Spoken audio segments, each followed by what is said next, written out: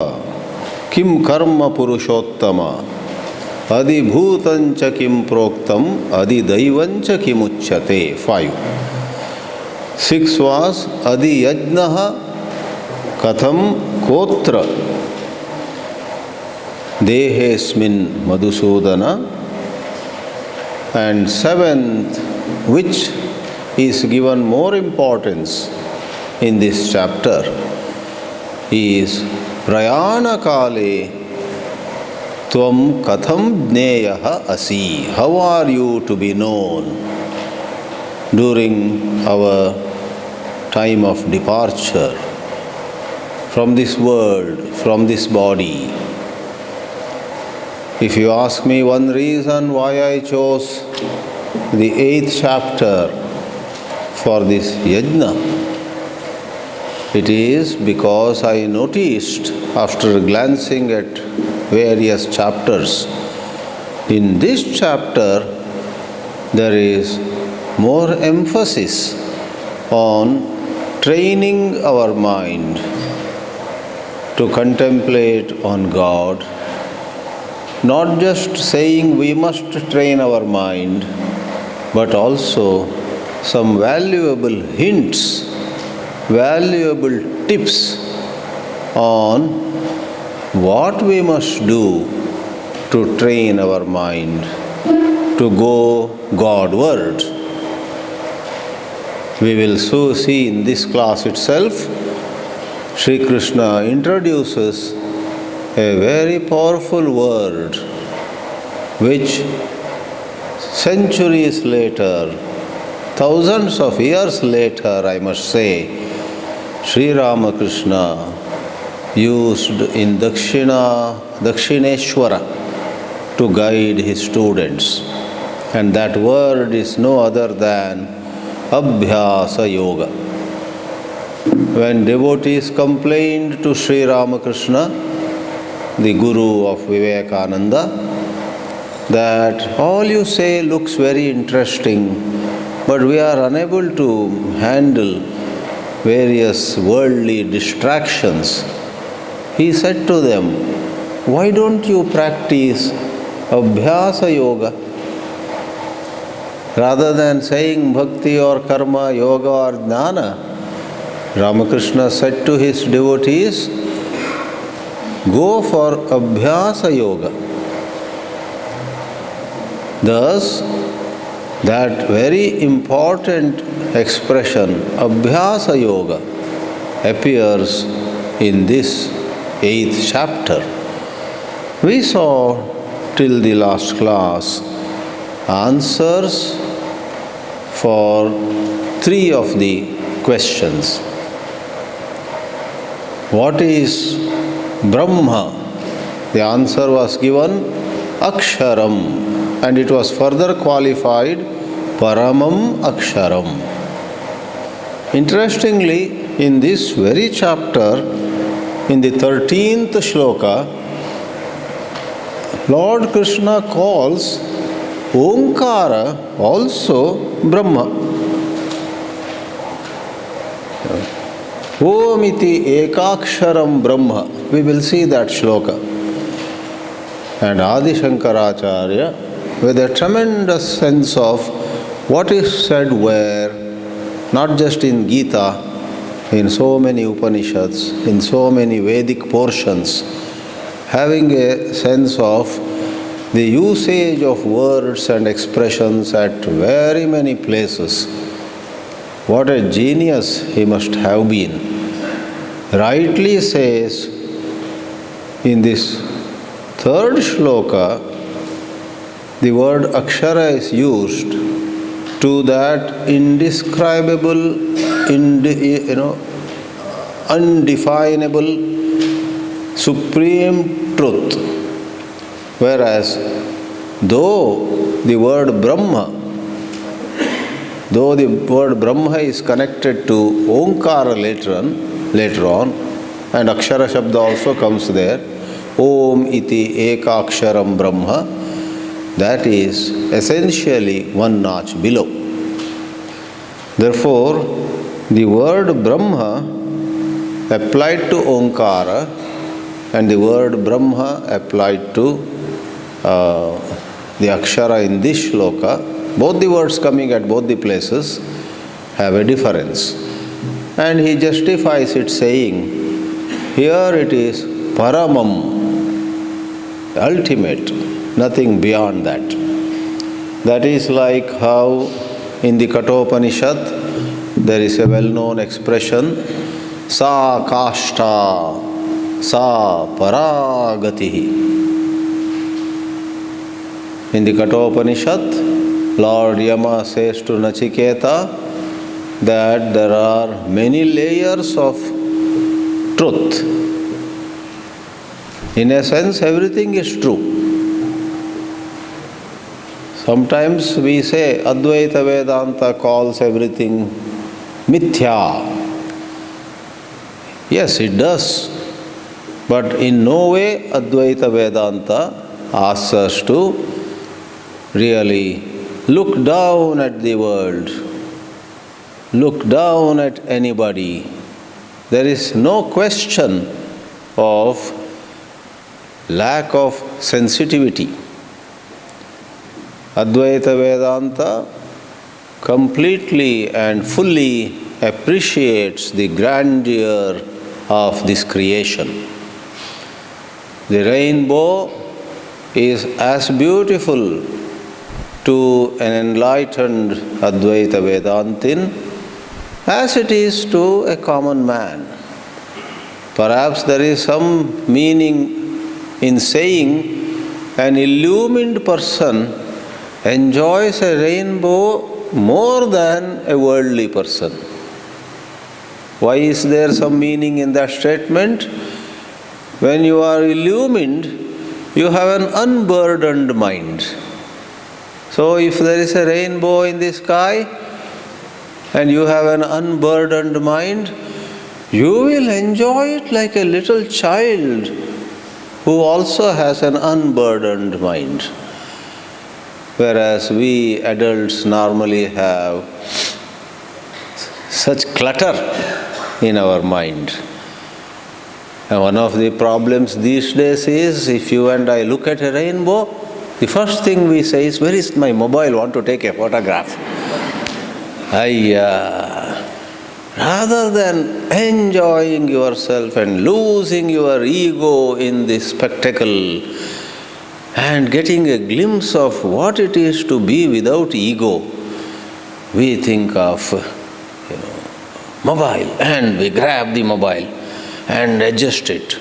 And we see another tourist, another person also taking a photograph. That adds to our distraction. Even as I am trying to take a shot, I notice that mine is Android and his is an iPhone. Well, it's just another 2 months. I have almost saved enough. And I think that is iPhone 10. I'm going to buy iPhone 13 now, just to watch out. In the process, the rainbow is tired of us. The rainbow says, I gave you enough time. Now I am going to vanish. So, without dramatizing it further, an illumined person, a spiritually enlightened person, can enjoy life much more, not the enjoyment of some egoistic celebration. I won and he lost. I ran faster than she did. That is out of the picture.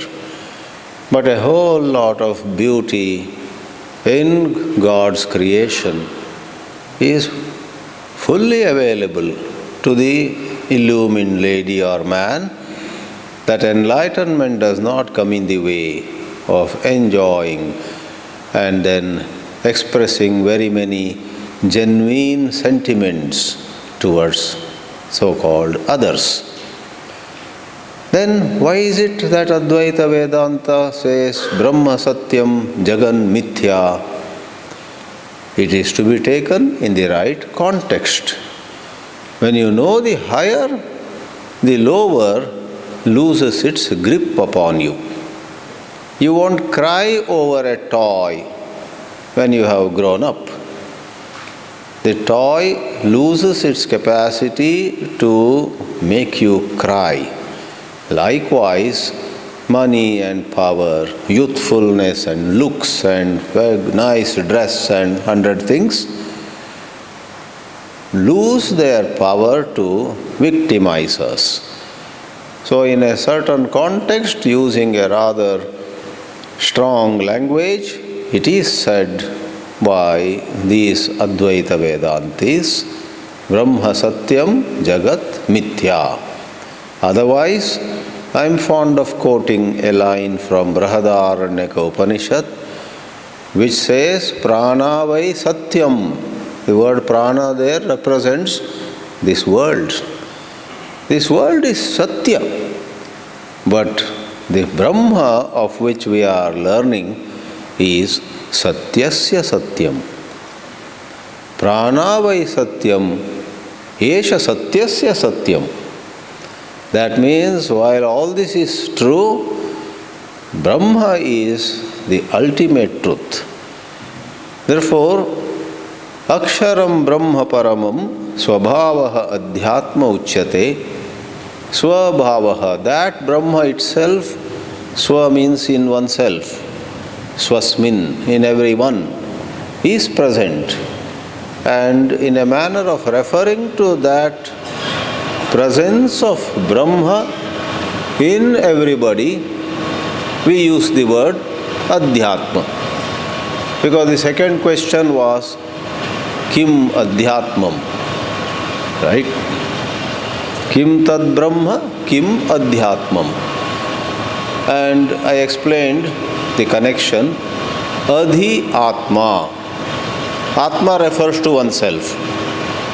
With reference to oneself, there is a certain great truth, and that is called Adhyatma.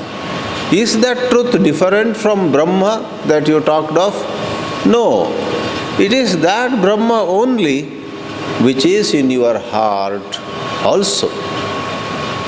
At three places explicitly and at some other places in an implied manner, Sri Krishna says, I am in the heart of everyone.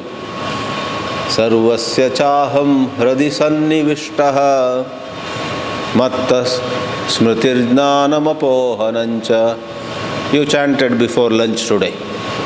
Bhagavad Geeta chapter 15, we have that shloka, Sarvasya chaham. In some languages, chaha means tea. So there was a little boy in an ashram like this, who was just a servant. And he heard a lot of Gita lectures when such camps were held. And he enjoyed. Sometimes he would just stand at the door and listen to some Gita discourses. And he picked up that sentence, Sarvasya chaham hradi sannivishtaha. And one of the camps like this, during some leisure, he came to a bunch of people and said, I am going to bring some coffee and tea for you. How many of you want coffee? How many of you want tea? One by one, somehow, that morning, everybody said, tea for me, tea for me, tea for me. And that boy smiled and said, yes, give me 2 minutes. And while leaving, he sang, Sarvasya chaham, Sarvasya chaham. Everybody wants chaha. Nobody wants coffee today. See, if somebody asks you, give an example for Bhagavad Gita in daily life, you can give this. Only for humor. Otherwise you will do injustice to Gita. Gita in daily life is way beyond such little jokes. All right. Adhyatma, in everybody's heart, that very Brahman is to be appreciated. And in such context, that is Swabhava, that is Adhyatma. And Visargaha Karma Sannitaha Bhuta Bhavodbhavakaraha.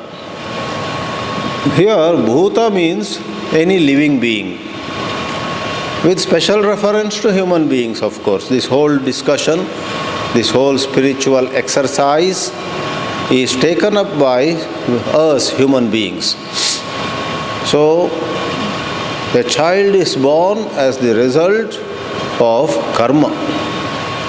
And in the traditional Vedic language, karma above all is Vedika karma. In modern times, hardly anyone does any Vedika karma. Therefore, in an extended sense, any action which either produces punya or papa to us. And suppose we have produced lot of punya, we have done such work which has produced punya, then even as chapter 6 and other places Sri Krishna says, we will be born in enviable families, very desirable environments. Chapter 6 talks about a yoga brashta who doesn't lose all the sadhana he or she had done before. Whatever sadhana, spiritual exercises one had done before will stay with that soul. And accordingly in the next life, the soul would be born in very wonderful, spiritually conducive environments. That is Udbhava. Word bhava also can sometimes mean bringing to existence. Then bhava and Udbhava will be repetition. In scriptures, repetition of words is considered not desirable. Like if somebody says, "Oh, gate ka darwaja kholo." Either say gate kholo or darwaja kholo. I just thought in Kannada and translate it into Hindi. In Karnataka sometimes they call a gate baglu salpa tegi. Gate and bagilu are like gate and darwaja. Either you say bagilu tege, open the door, or gate tege, open the gate. Punarukti dosha it is called. In language there are very many kinds of error, grammatical error. Some silly and some serious, some minor and some major. To give you an example of a major error in English grammar, English language, when the English teacher asked a class, what is the passive voice of I made a mistake? A student answered, I was made by mistake. That is terrible. So, Punarukti dosha. If you interpret Bhuta Bhava, that's the word in the shloka, Bhuta Bhava itself as living beings coming into existence, because elsewhere the word Bhava can mean that. Then what is the next word? Udbhava, which is also rising. Therefore, I won't go too much into these little details. In Shankara's Bhashya, many times such issues are taken. Therefore, bhava here means the existence, not coming into existence. Bhuta, a living being, it has an existence, and Udbhava is causing that existence. Karma is that which causes Udbhava, the existence being of a living being, a jiva. So these are all some linguistic, details. Because this is a shastra. This is not some light work somebody wrote when he was not getting sleep at 2 a.m., got up and chalo, let me write something. It's not some scribbling by somebody who wanted to just pass time. It was given by no less a being than Sri Krishna himself. Narayanena Swayam Parthaya Pratibodhitam. Is there. Many of you by mistake may chant Bhagavatam. Second time should not close the mouth. Parthaya pratiboditam Bhagavata. Next time I will ask Shahid to stand with the camera. When people are chanting Parthaya pratiboditam, he should take a shot. How many people close the mouth? That is the right thing. Then again Bhagavata. But some people will say Bhagavatam. That is wrong. Never say Bhagavatam in that shloka. Bhagavatam also is a valid word somewhere else. Shashti Bahuvachana. But here it is Bhagavata. Tritiya Ekavachana, by God. Bhagavata Narayanena Swayam. By Lord Narayana himself this was taught. Therefore don't say, it's okay if one or two language errors creep in. We consider every word of Bhagavad Gita as sacred. We do not want to change it. And some places where it may lead to some controversy, we don't say, let us change the Gita and bring out a 2022 version of Gita. No question. Pujya Gurudev, Chinmayanandji and others were great seers who especially understood modern times, how things have changed over the thousands of years, and they did recognize that some places the Gita shlokas are a hornet's nest. You touch it, hornets come out and sting you. And therefore, what shall we do? Option 1, change the shloka.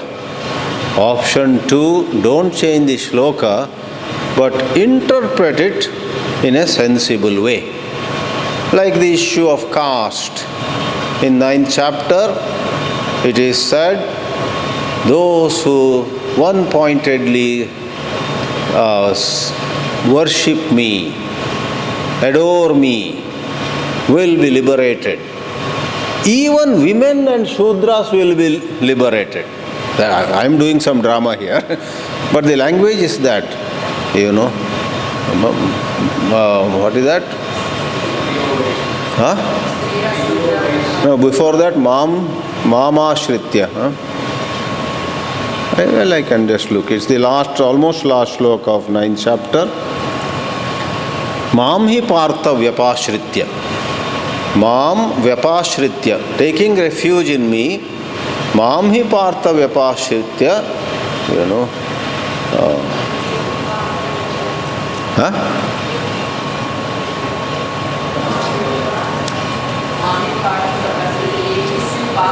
Yepi syuhu papayonayaha. Who are those who have sin in them? Striyaha, Vaishyaha, Triyo Vaishyas, Tata Shudraha, Tepi yanti param gatim.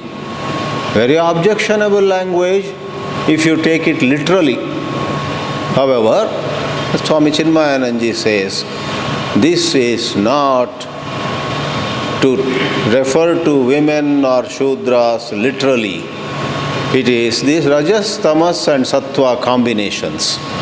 He used to go to great lengths. He used to joke those days when Indira Gandhi was the Prime Minister in India. In Delhi, in the entire cabinet, there is only one man. Meaning Indira was the masculine person who had her way, and all others were women. So, some kind of personality description. Anyway, whether it is Gita, Upanishads and so on, whether it is Varna Vyavastha, which I gave as an example, or many other issues. There are lots of issues. At places, the eyebrows of people today will go up. And Vivekananda, Chinmayananda and such seers have interpreted them to suit the modern times. And in the process, our main point has been the words are not to be changed. The words have to be given a footnote. Here, it does not mean by birth It is by qualities of head and heart. So different religions have realized that what was said 500 years ago, 1000 years ago, and in the case of these Sanskrit works, 2000, 5000, maybe 10,000 years ago, they are very, very ancient scriptures. Though very ancient, perhaps in Sanatana Dharma, that is Hinduism, though some orthodox sections remain, by and large, I would say 95% of people have become extremely liberal in a whole lot of issues. I was reading the autobiography written by herself of Indra Nui. Indra Nui's older sister gets admission to IIM Ahmedabad, and her mother had presumed to get admission to IIMs is next to impossible. Her mother and one uncle had said, Indra writes with a certain touch of wit, my uncle and my many others said to my older sister, they don't even say if you fail, they'll say you will understand when you fail. They had taken it for sure that she would fail the IIM Ahmedabad entrance test. But this older sister passed, and those relatives were not very happy. And to be brief, Indra's and that older sister's mother, she was shocked. She does see that if my daughter becomes a MBA graduate from IIM, those days there were only three IIMs. What a great moment of pride. She knew it. But she is so orthodox, a Tamil Iyer family. She said, but I can't send my daughter unless she is married. She just announces, unless she is married, I am not going to let this girl go to Ahmedabad. But her husband, Indra's father, her younger daughter, Indra herself, who later became PepsiCo chairman, etc., all of them were excited. They said, Amma, don't do all this. Times have changed. Allow this.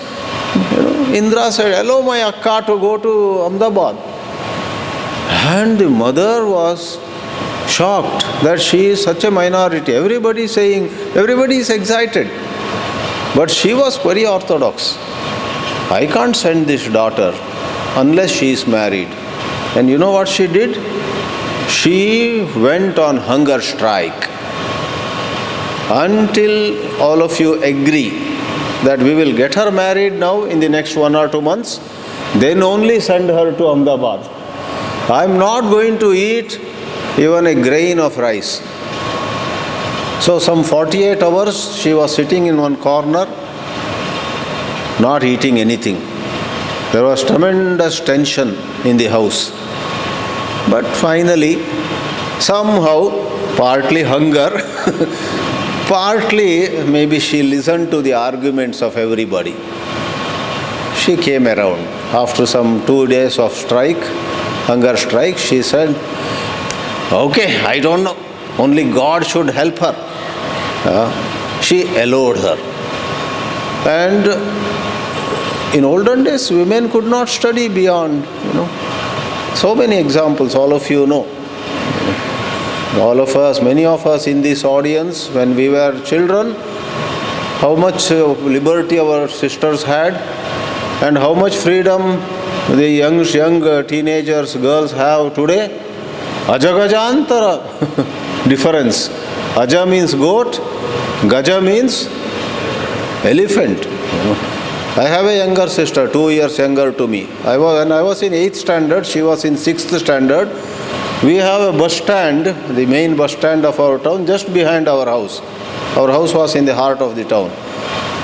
And she had learnt some riding bicycle in our own courtyard, which was okay in the eyes of my eldest brother.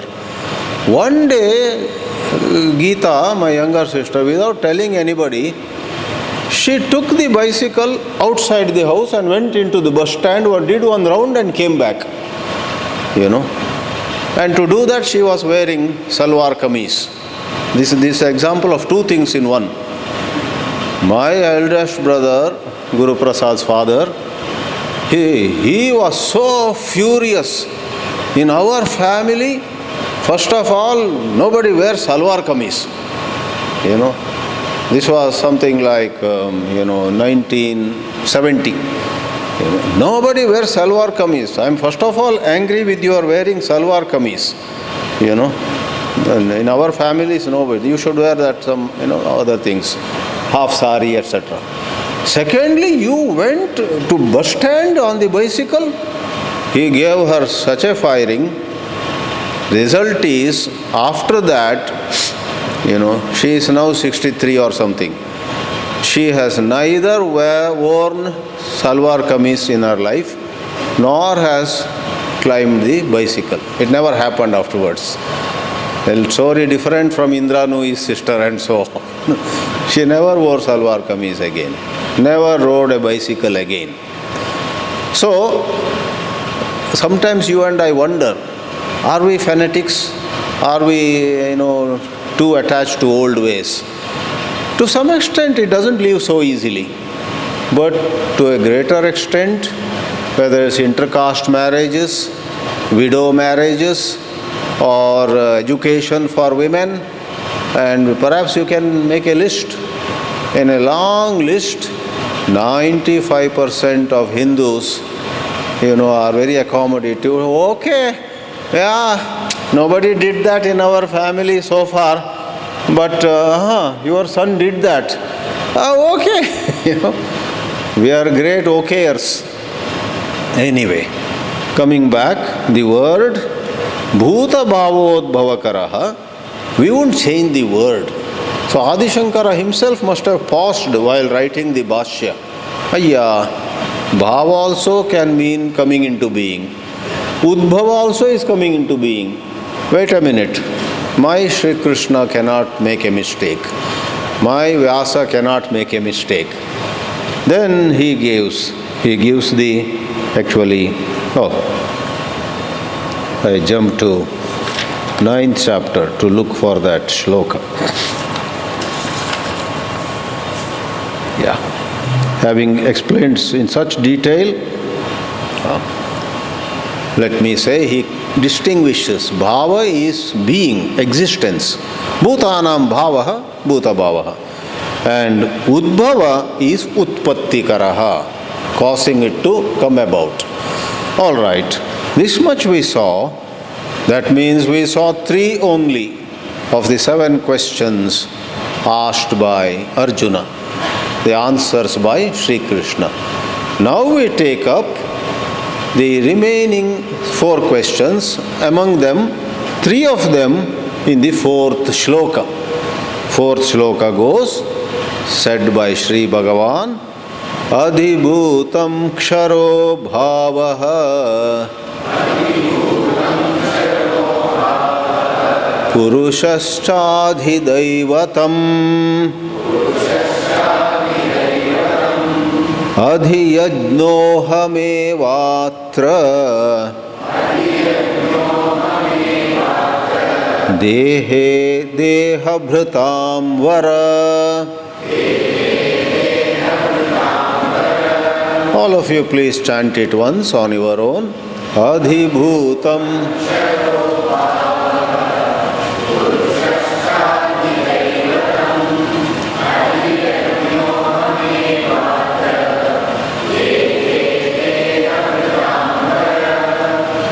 Please remember, this whole context was a reference that Sri Krishna made to the state of consciousness, to the highly evolved understanding of certain yogis as they complete their life. To what heights their understanding would have gone. And that height of understanding, height of awareness includes how they see the truth of the universe and how they see the rest of the world. They are able to not only see God as the only reality, that is Aksharam Brahma Paramam, but also they are able to see even most impressive things in the world. Somebody built a palatial house, somebody goes in a spaceship, somebody climbs the Mount Everest, somebody goes to the depth of Pacific or Atlantic Ocean, somebody breaks all earlier Olympic records, and so on and so forth. Isn't there a long list of very glittering, charming, impressive things in this world? Those who have highly evolved spiritual consciousness, with due respect to all that, know it to be kshara. Kshara means perishable. So while Aksharam Brahma Paramam, Kim Tad Brahma was the question, Brahma, call it God, call it that Satchidananda Tattva, that alone is imperishable and that is the truth. That is one side. And this fourth question, with respect to Adibhutam, what is Adibhutam? In every personality, that personality itself and what the personality acquires, what the personality achieves, what laurels the personality gets, right? In many houses, people put their certificate, etc. on the wall if they have been honored. It has been a practice even today, Olden days, the walls used to be full of such things. Now there are better ways of displaying, but they do display. Now one day, the lady or the man who had all those awards, those trophies, goes. After a few days, her children, his children, pack up one by one all these and first put it in the attic or somewhere. That is also a temporary arrangement. And after some more time, you don't even know where it disappeared. That is all kshara. So adibhutam means what goes in the name of an individual is all kshara. Therefore it is adibhutam, that is applicable to the individual being. You and I are individual beings. But the good news is, scratch the surface, in our depth we have a dimension that is not individual. The word individual ordinarily is explained as separate. That is one individual, this is another individual, right? But in certain philosophical contexts, I have seen that usage even in the writings of some very revolutionary writers. That word individual is given the meaning individual. Individual has the dividing. In is definite, indefinite, opposite meaning. So individual also means that which is indivisible.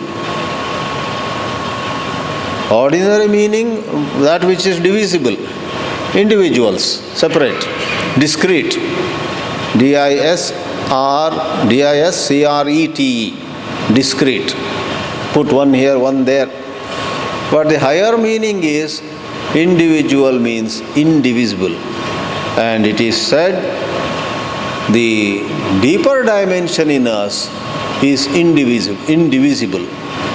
On a shallower level where we are at this moment, we find ourselves separate. Therefore comparison, therefore sorrow, therefore jealousy, all of that happens. But on a deeper level, we are indivisible.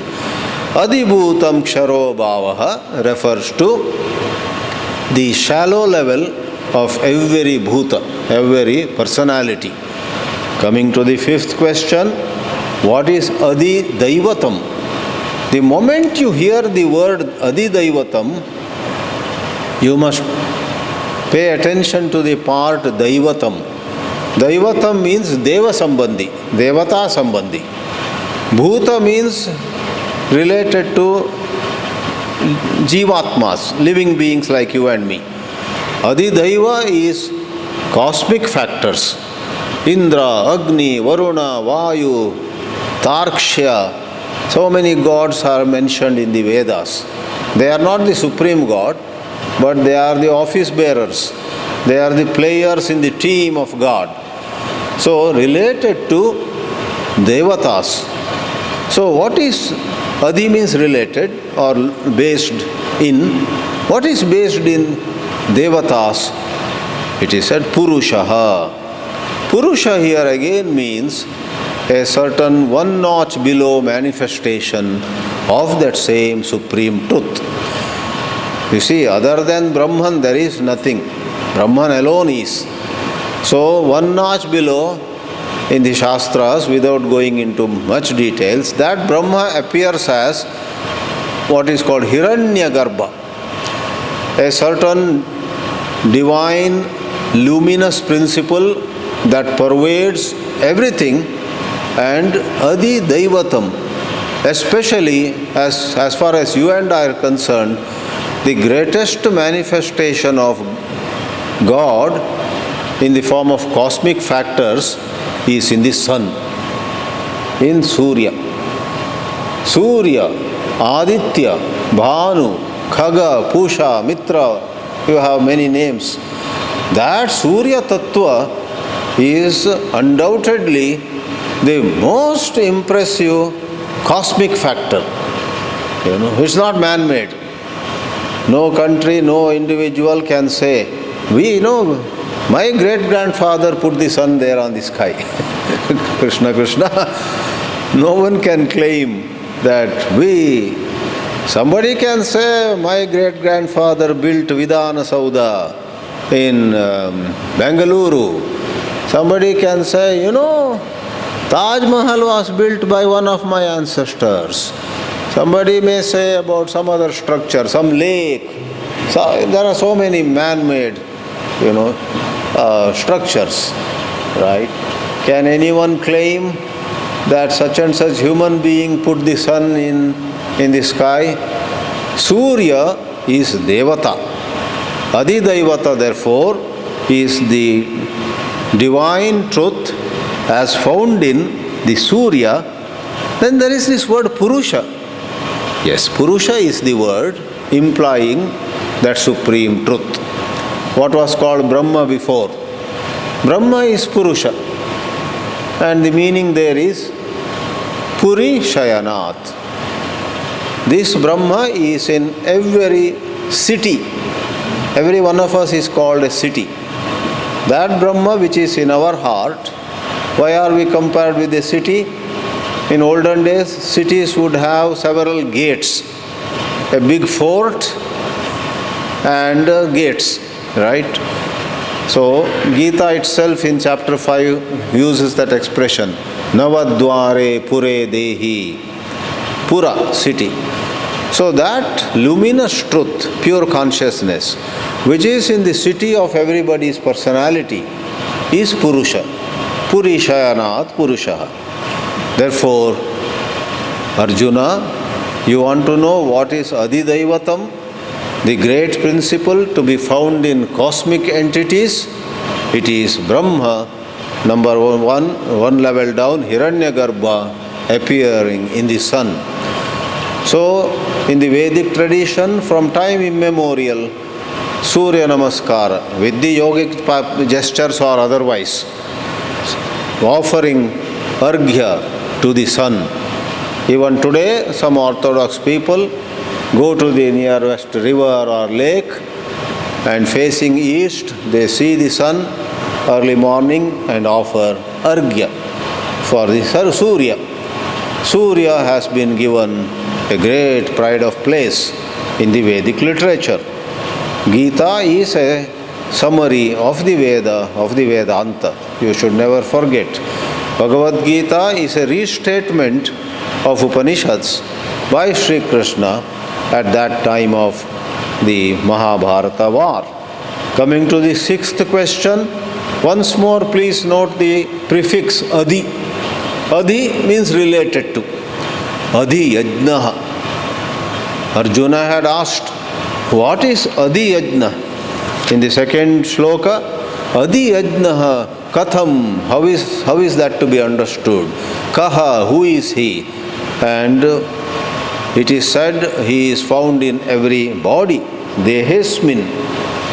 Lord Krishna surprises Arjuna, and if Sri Krishna cannot say openly his own glory, who else will say? Why should he hesitate? Somebody, let us say, who became rich recently can have a bit sankocha. Somebody whose grandfather was very rich and he himself is not, he also will, actually my family was very rich but I have gone down, So people may have some hesitation when their credentials also have some loopholes. Someone who has recently become rich, cannot claim that we have been rich for 7 generations. 1 generation ago he was not. In the society those things matter, So I hear sometimes, it tickles me a little bit, people introducing somebody, today we have with us so and so, and his qualifications are given. And, in one introduction I heard and I slightly shook in my chair. So, we have today Mr. So and so with all qualifications and from real good stock. That word was used. I need to check with some good English teachers here whether it's really acceptable. But I heard that, and the man who introduced had fairly good English.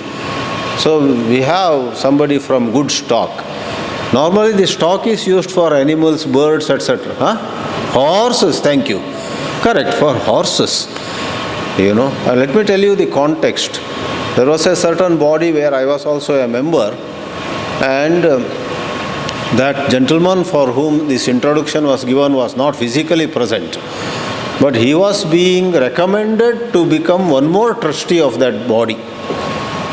So the senior member of the senior existing trustee said, here is the biodata, such and such person we are considering, let us make him a new trustee. I was already a trustee, I am sitting and hearing. And then came this sentence, I can assure you, ladies and gentlemen, he is from good stock. So that is kind of double assurance, That means so for generations there have been no kalanka. Kalanka means some blemish. All are illustrious people. So let us take him a member in our prestigious board. So why I said this is, Sri Krishna says without mincing words, Arjuna, you want to know who is Adi Yajna? Wherever Yajna is performed, wherever Havana, Homa, etc. is performed, what is the principle that presides over those? You know what that principle is? I am that principle, says Sri Krishna with chest up. I don't know whether Sri Krishna's chest ever went down, always up only. Gurudev Chinmayananji used to say, Sri Krishna was one person who never cried. There are some people, it's very difficult to see them smiling. That variety also is there. Don't ask me for example. And I trust not anybody in this group, thank God. In fact, I see everybody smiling ever since the camp started. They are smiling so much, now I have started wondering, what are they smiling at? Once actually, I just checked my dress. Am I wearing some funny dress? Because they looked at me and smiled. Somebody else looked at me and smiled. Third person looked at me from top to bottom and smiled. I went to the nearest mirror and saw myself. Something missing. Of course, Vibhaji knows I cooked up this joke. So, Sri Krishna apparently never cried. I don't know about Sri Krishna, but Swami Chinmayananda was like that. I have met him 100 times. Some of you also have met him a lot.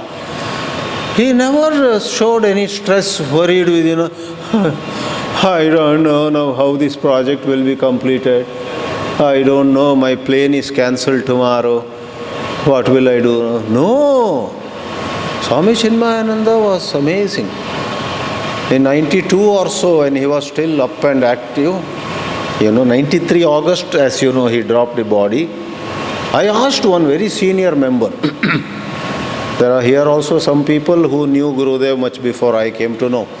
So in Pawai Ashram, I asked somebody, have you ever seen Swamiji having tears in his eyes? And I don't mind sharing that with you. That very elderly person said to me, yes, that's a very good question. To my knowledge, there were 2 occasions where there were tears of sadness from the eyes of Swami Chinmayananda. I was all eager. Tell me, what were those 2 occasions? He said one was, I don't know which one was first and which one was later. One was when, I think the Ram Batra was the first one. When Ram Batra died, there was this Ram Batra, a very an ebullient, enthusiastic businessman who ran Bandbox in Mumbai. Bandbox was a laundry chain, who also became the sheriff of Mumbai, which is a prestigious position, which later on Dilip Kumar and many others had. And Ram Batra was one of the people in Bombay, along with many others. Bombay gave terrific support to this Kerala man, Swami from Kerala. They just adored him.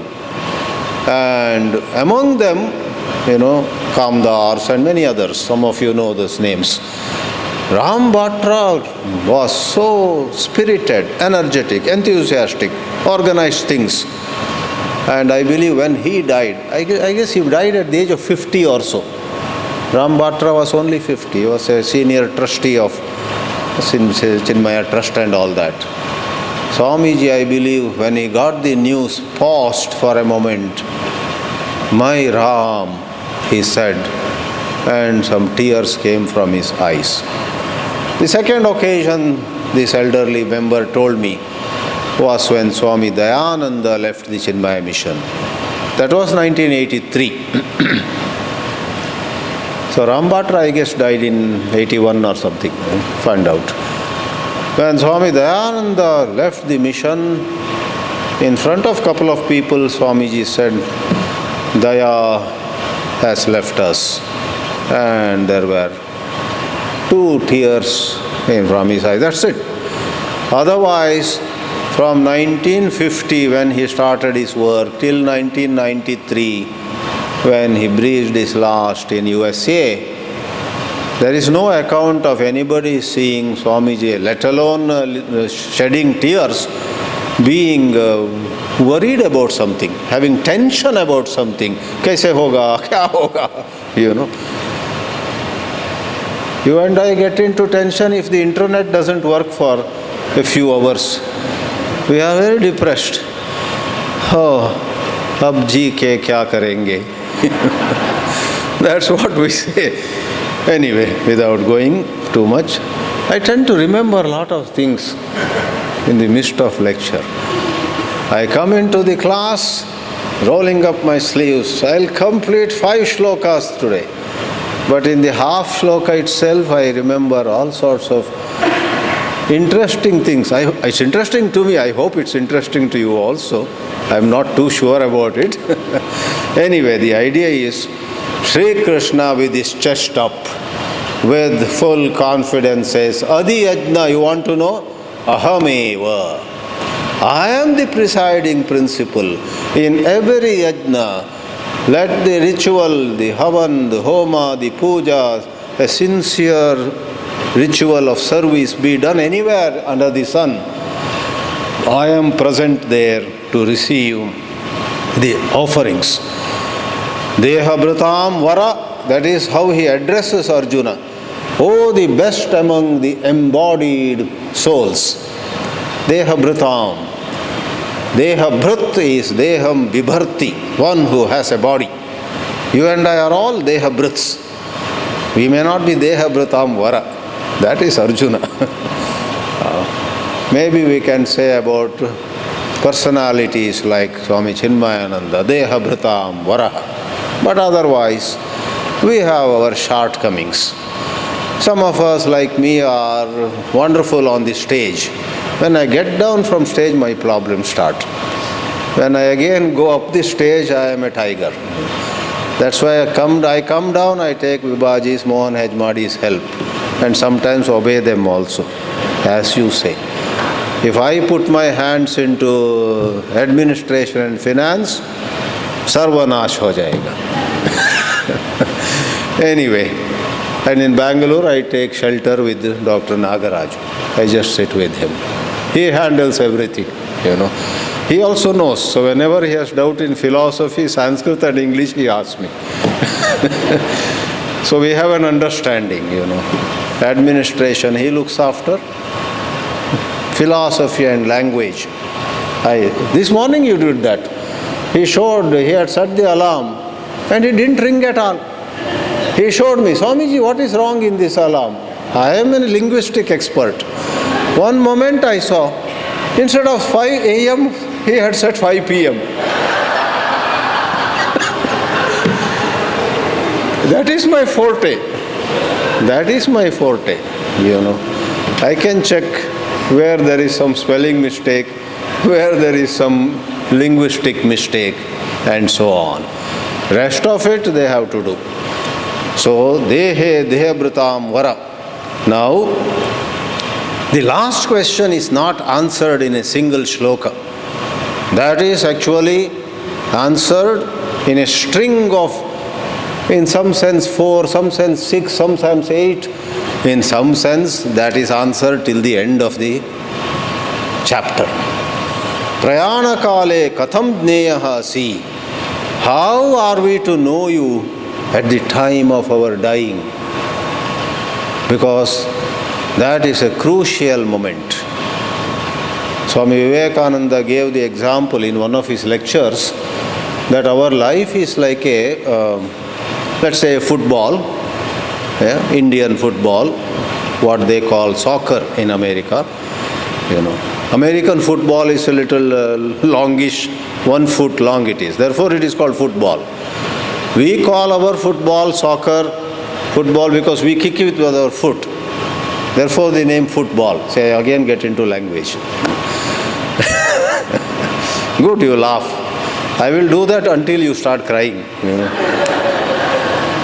हमको सत्य बताइए, सत्य के बारे में भाषा में फंस मत जाइए. One of you is going to say to me now. So before that, American football, Indians get angry sometimes. Why do you call it football then? They say it is nothing to do with foot. It is 1 foot long, little elliptical, and they hardly kick it. And they don't kick it at all.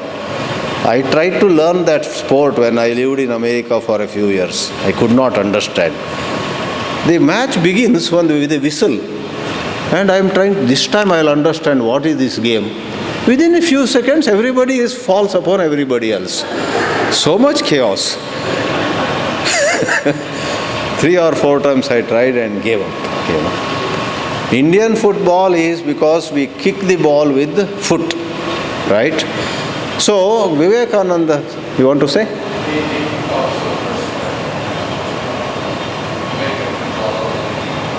Oh, they kick first. Okay, first they kick. Later on, correct, they throw it. Thank you, Kumar. So we have some three US citizens here. So when we have some doubt about US ways, there are some strange things in that country. And a lot of interesting things also.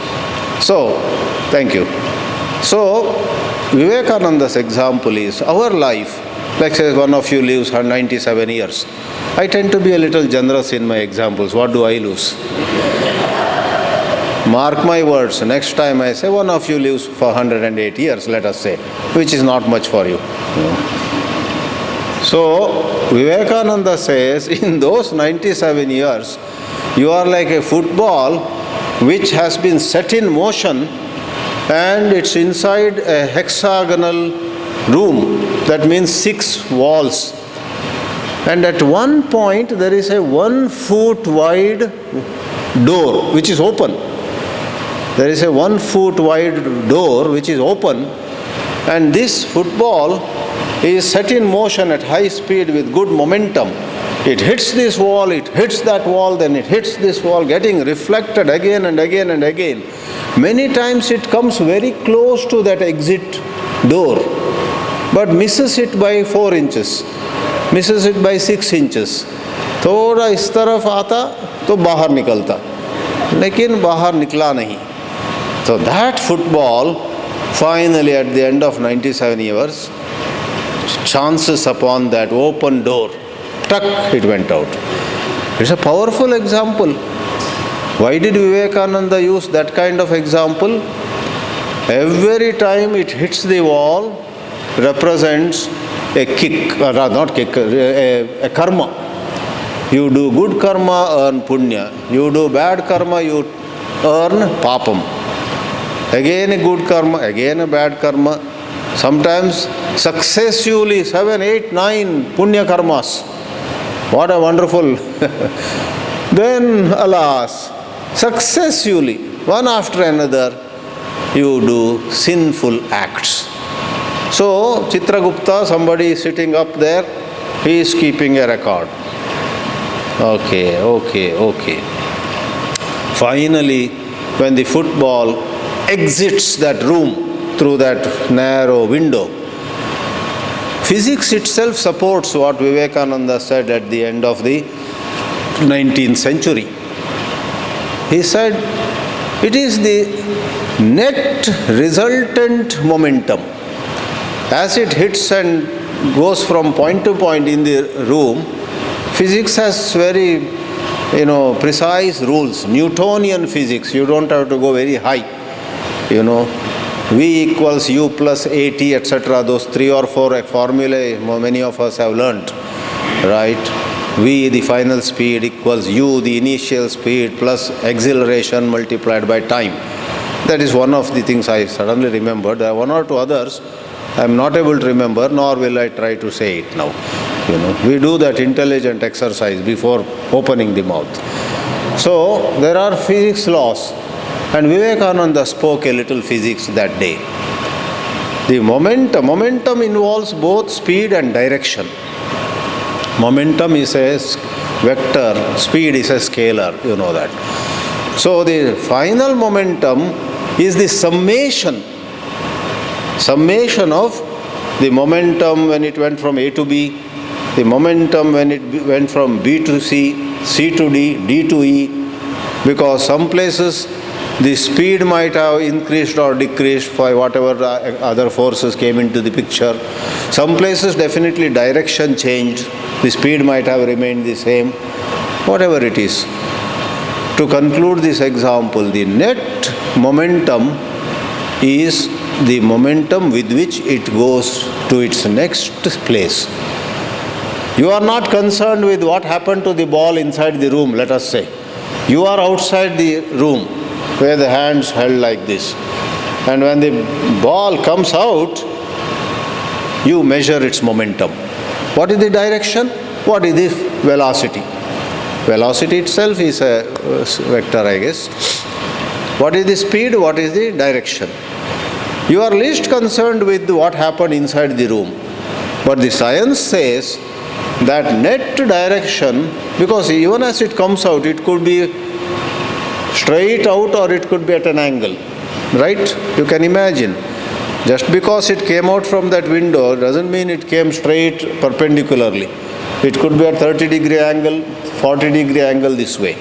So there are different possibilities. Bear with me for indulging a little more in the maths and the physics of it. But the ball can have a certain speed and can have a certain direction. Our life is like that.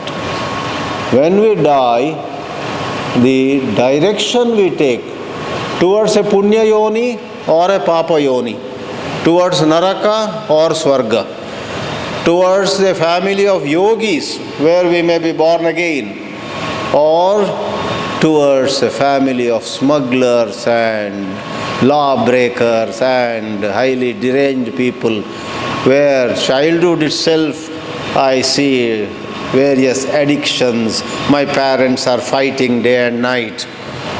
That is also possible. Therefore, that last moment it's not independent by itself, but it has got everything. It has the resultant momentum. Therefore, Sri Krishna now answers crisply to begin with, and then he gives the details. Please see 5th verse. Anta kale cha mameva smaran muktva kalevaram yaprayati samadbhavam yati nastyatra samshayah. Together, anta kale cha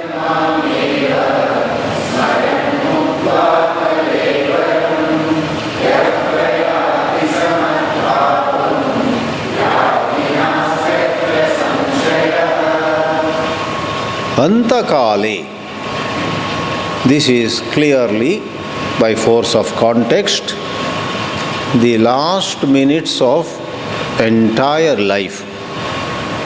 It is not antakale of some event, of some month-long program. Antakala could mean end of anything. What we call valedictory function. We are going to have one on Friday. That is also antakala of this Adhyatma Shibira. But here, Jivanasya antakale.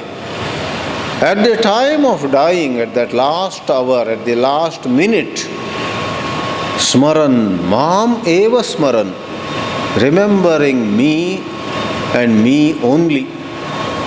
In all the religions, the prophets, the messiahs, the Son of God, and then this Jagat Guru, that, there are so many titles given. Lot of them have used this expression, me. In the Bible, I believe there is a line, I am the path, I am the destination, I am the goal, I am the light. Sometimes in front of churches you find it written in big letters, at least in Bangalore, somewhere near Alsur, where is that? Every time I have driven in olden days on a two-wheeler, nowadays in somebody's car, I read that. In Kannada they have written the translation of that. I am the way, I am the goal, I am the light. Those who surrender to me go to heaven. Those who refuse to surrender to me go to hell. Such expressions. Now slowly the Christian world, openly or quietly, are realizing that I doesn't have to mean Jesus Christ. It is a certain divinity. I don't blame Christians or Muslims or X or Y for having a little bit rigid view. Among Hindus also, there are some who say Krishna and Krishna alone is divinity. There are, right, Vaishnavas, Sri Vaishnavas, there are, right? But they have been reduced to minority, number-wise. The vast majority of Hindus, whether they understand Advaita or not, they don't. Most people don't understand Advaita.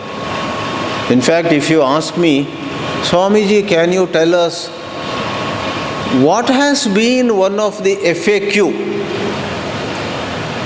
What has been one of the frequently asked questions to you in all these years? I will answer. One of the frequently asked questions is, that too by somebody who has been into all these classes for 15-20 years. They ask, Swamiji, Tell us once more, what is the difference between this Dvaita, Advaita and Vishishta Advaita? It's getting on my nerve. So, among Hindus especially, that is this problem. They don't know the basics so well. Therefore, Swami Chinmayananji took upon himself, and when they asked him, "Are you interested in conversion?" his famous statement, witty once more, was, yes, I am interested in converting Hindus to Hinduism. How sweet. Because they have such poor knowledge, and adding to the problem, they think that they know. They are not aware of their ignorance. Oh yeah, no. You know Ayyappa, you know Hanuman? Yeah, there's a temple nearby. How many times have you? I walk in front of it every day to the office. Inside, that my sister does generally. Something like very typical of Hindus. So we have here Mam Eva. Therefore, from the point of view of Advaita Vedanta, Mam can imply, as even Ramana Maharshi would endorse it, the pure I. There is the pure I which is one in Sri Krishna, in the Buddha, in you, me, in Tom, Dick and Harry. In every one of us there is a pure I, unconditioned.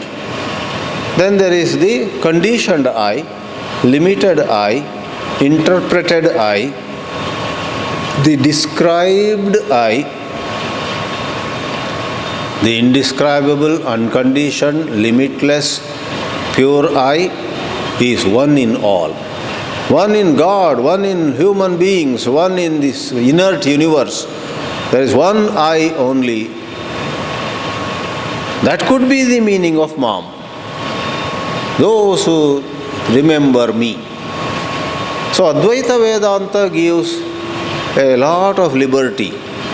Take any Ishta Devata, Rama, Krishna, Shiva, Devi, Muruga, Ganapati. You have a wonderful picture of Shiva, Parvati and Ganapati over there. So it's fine, doesn't matter, they are all gateways. But go further, go deeper, you will come upon the same indescribable, undivided, unbroken truth. If at the time of dying, Antakale, you are able to position yourself there, the good news is there is no separate technology for it, it's just a matter of understanding. All along you were into a certain misunderstanding, and now you are into right understanding. How far is the rope from the misconceived snake? Exactly where the snake is seen, you find the rope. All that is needed is to see clearly. If you need some more light, turn on a torch. Turn on a flashlight. In America, I can't say torch. Of course, my crowds are Indian only. They understand. They don't misunderstand. If I say a torch, I took a torch last night when I went out for a walk. If I say, they will all look at me with sympathy. Oh, so you have come so many times, you have lived some years also here. Don't you know torch here means mashal, they call it? You know, firebrand. You take a stick and put a lot of cloth and put oil upon it and set it on fire. And hold that stick with the big ball of fire above it. That is called torch in American English. Before you cry over my, what do you call them? Diversions into language, I come back. You turn a flashlight, that's what they call our Indian torch. Turn a flashlight on. Now actually both words have become obsolete. You turn the lamp in your mobile on. No oil required, no setting up, fire is required. So, what you need is right seeing. That's the golden word in Vedanta. And if you want to hear it in Sanskrit, many of you may not, some of you do, Samyak Darshana. Shankara would uncompromisingly say, Samyak Darshane Muktihi, Asamyak Darshane Bandhanam. Your bondage is caused by being unable to see rightly.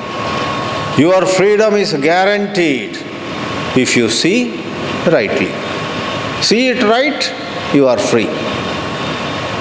So, antakale smaran, antakale bhavayan. And in the light of the interpretation that we have given, antakale pashyan. Pashyan is the verbal form of darshana, seeing. If you see it even for a moment in all clarity, the goose is cooked. That's an idiom. Matter is over. That's what he says in the end of Sthita Prajna Lakshana. What is that? Last. Correct. Yesha Brahmi Sthiti Partha Nainam Prapya Vimuhyati Sthitva Asyam Antakalepi. The word Antakala came there first time. Last verse of second chapter. If you stay even during the last minute of this body's life, in this Brahmi Sthiti, you are liberated. Antakale cha mameva smaran. So don't make this word smaran into literally remembering. So elsewhere smaran, that is smriti, smarana, is remembering. Last time you had come to Narayani Dhama, one of you who may be good with trees, where I am very weak, If you ask me after a week, you had gone there twice and both the times you stayed 6 to 7 days. Tell me one or two trees that are in the campus. I will say, first of all, let me try to remember whether there were trees. I think there were some trees. I am no good in trees. I am poor in lot of subjects. But when it comes to some philosophy, Eastern philosophy, Hindu philosophy, some language. So, don't think that somebody had noticed that there was a sapota tree. After the example yesterday, somebody went near that sapota tree as looking below there. There was a sapota tree last time. And this time also it is there. This is called remembering something of the past. Here, it has nothing to do with that remembering. It is rather seeing. You may remember a Mahavakya as a stepping stone. But in a moment, what you remember, the words take background, they go to background. In the light of your understanding, you no more see yourself as this body, you no more see yourself as this individual who had a birth, who will die, etc. You rather anchor yourself, that's also a manner of saying, in the clear understanding.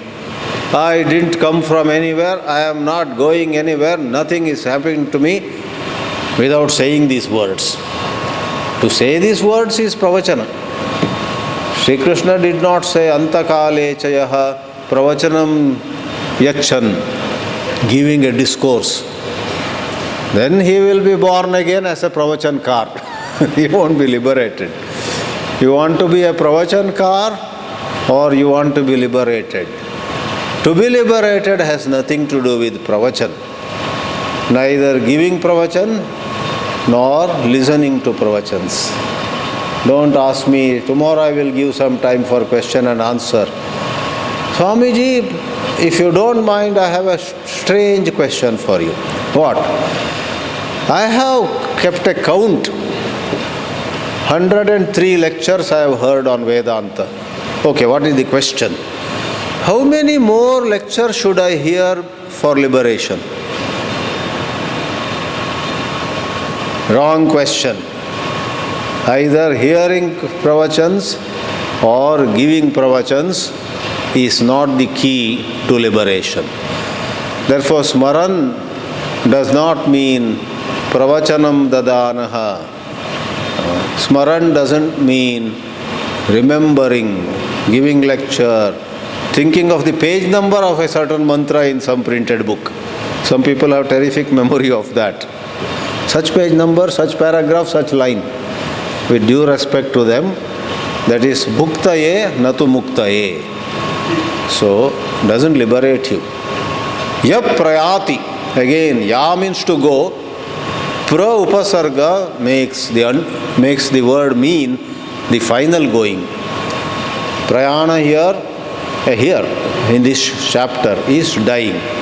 Otherwise, prayana can mean travel. Prayanika is a traveler, right? So, prayana can mean ordinary travel in normal lot of contexts. But here, prayana. Antakale yap prayati saha madbhavam yati. He attains, he goes and reaches where? My state. Your state, Rajasthan? You are not one of the states either of India or of the US or of the erstwhile USSR. They didn't call it state, but they had some other word. Union of Soviet Socialist Republics, is it plural? Maybe each of them was one republic, something like that. Somewhere else in Canada they call it province, state, province. The words. So, a person who stays even for a fleeting moment, time becomes utterly insignificant there. Please do not think, for such a great thing like liberation to take place, 1 or 2 seconds are not enough. There must be some minimum duration for which one should stay in that condition. No. The Samyak Darshana is a matter where time loses its significance. These are all very advanced topics. Please feel free to ask, think about it today, tomorrow please ask me. Why does time lose relevance? Why does time lose significance?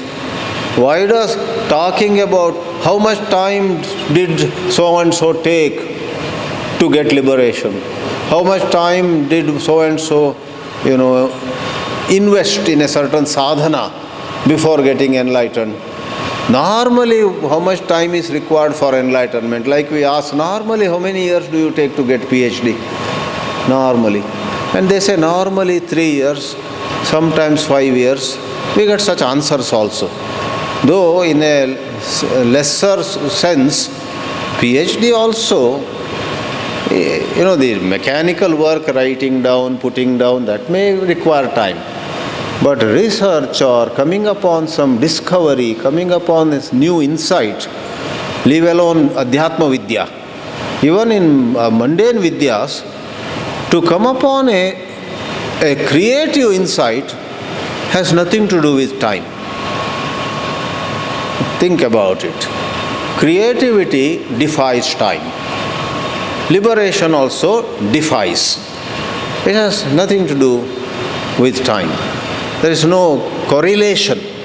Time and liberation have no correlation. Right? Time and upasana has correlation. Like there is something called, 24,000 times you do japa. There is some name for it.